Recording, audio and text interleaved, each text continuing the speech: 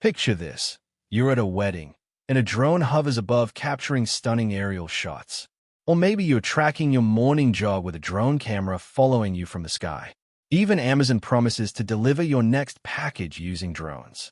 But here's the truth you probably don't know. Drones weren't created for fun, filming, or delivery. They were born in DARPA labs as machines of war. In the 1980s, the U.S. military faced a deadly challenge. How do you gather intelligence deep inside enemy territory without risking the life of a pilot? The answer became Project Cyclone, a top-secret DARPA program that gave birth to unmanned aerial vehicles, or UAVs. And the shocking part, that military invention is now part of everything from Hollywood blockbusters to your kid's toy. Stage 1. The problem, 1970s Cold War and beyond. During the Cold War, U.S. commanders needed eyes in the sky. But spy planes like the U-2 risked being shot down, as happened when Francis Gary Powers was captured over the Soviet Union in 1960. By the late 1970s, DARPA, headquartered in Arlington, Virginia, began exploring a radical solution: create aircraft that didn't need pilots on board.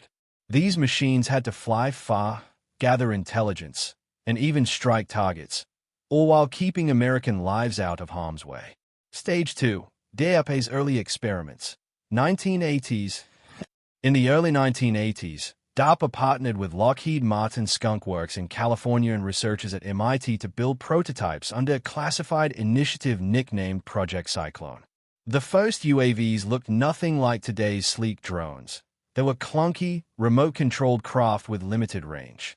But DARPA engineers were already testing advanced features: satellite-based navigation, a cousin of GPS, stabilized cameras, and radio communication links.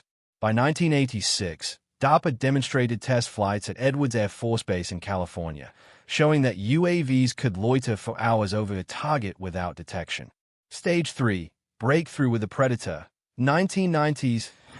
The Gulf War of 1991 became the turning point. DARPA, working with General Atomics in San Diego, developed the RQ-1 Predator, capable of flying up to 24 hours straight. By 1995, Predators were deployed in the Balkans, streaming live video back to commanders, a first in military history. Suddenly, generals could watch a battlefield unfold in real time from thousands of miles away. Later, Predators were armed with Hellfire missiles, making drones not just spies but assassins. Stage 4. Civilian spin-offs. 2000s.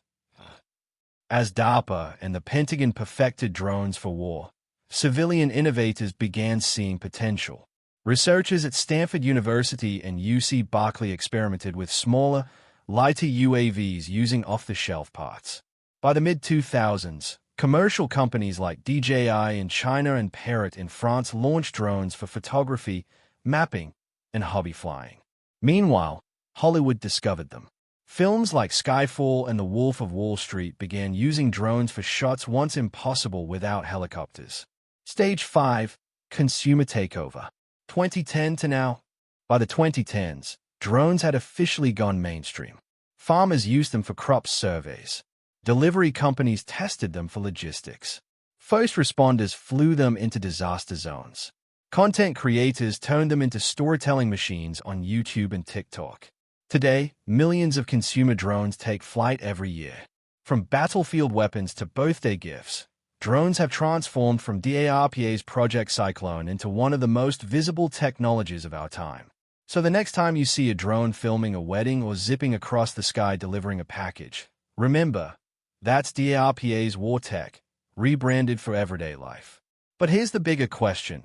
If drones escape the battlefield to land in your backyard, what else is on the way?